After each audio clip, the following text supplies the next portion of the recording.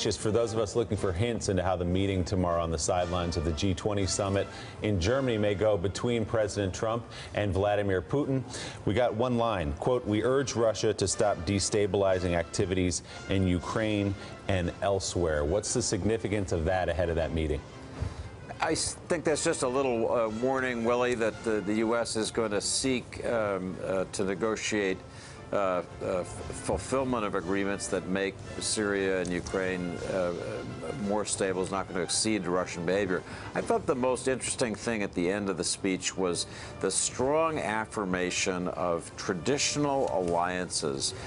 He referred several times to the community of nations in Europe and the values that they share. He even talked about freedom of speech and freedom of expression, not his favorite theme in recent weeks in the U.S.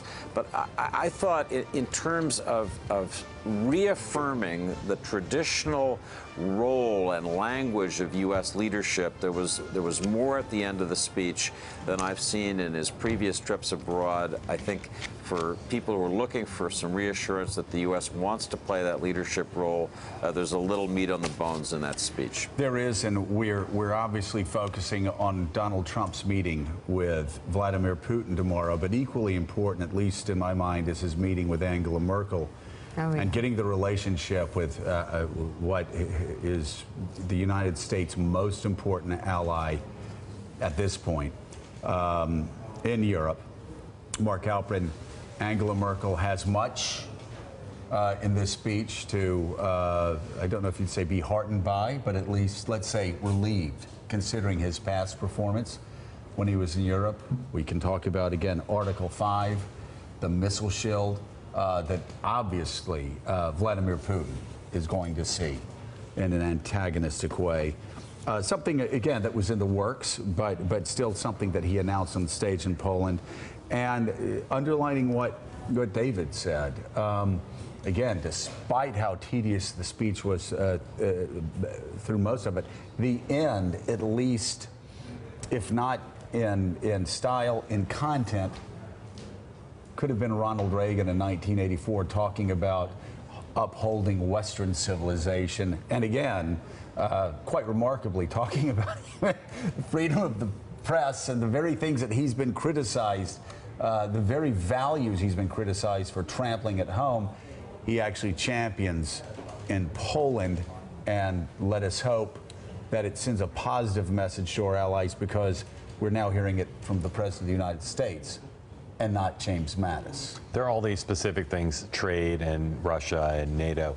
But undergirding this speech, I think, if you want to be optimistic, is the thing of values. You know, Donald Trump, who was a Democrat and a Nancy Pelosi supporter and then becomes the Republican nominee, who has no history on the world stage. I think a lot of people at home and abroad have questioned, what are his values? What does he believe in? Why does he want to be president on the global stage? And this speech, as you said, a lot of values that could have been Reagan, could have been Bush, could have been Obama or Clinton, in expressing the values that I think a lot of American allies would like to see undergird whatever policies he pursues. And we've been hearing, Mika, for some time that the United States stands with our allies, that the United States stands firmly behind Article 5, that the United States stands for these values, but we've been hearing it from James Mattis. We've been hearing it from Rex Tillerson.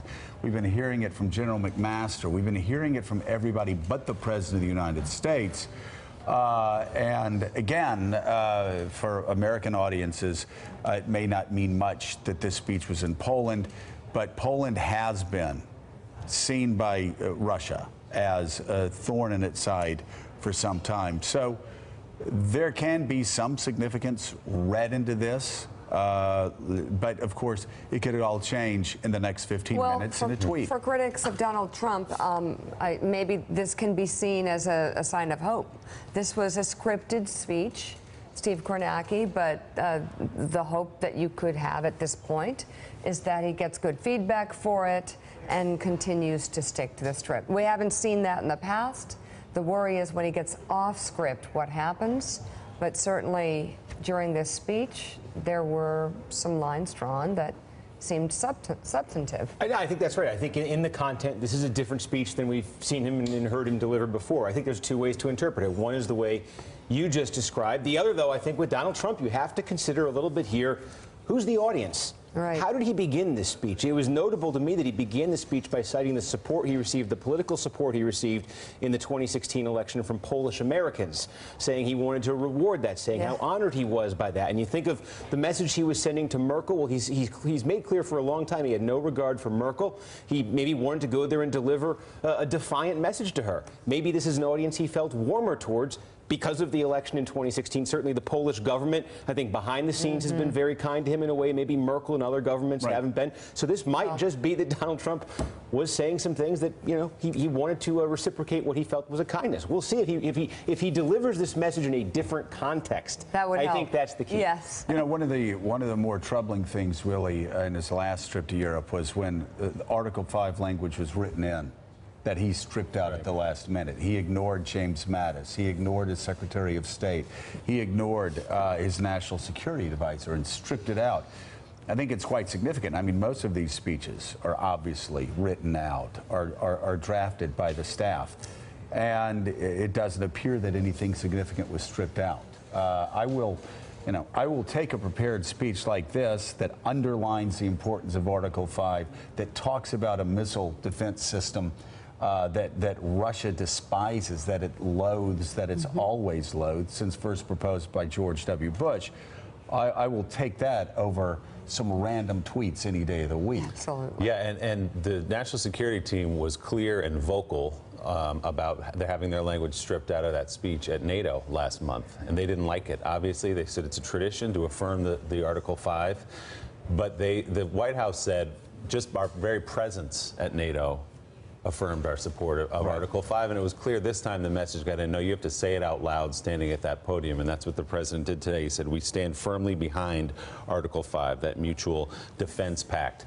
Thanks for checking out MSNBC on YouTube, and make sure you subscribe to stay up to date on the day's biggest stories, and you can click on any of the videos around us to watch more from Morning Joe and MSNBC. Thanks so much for watching.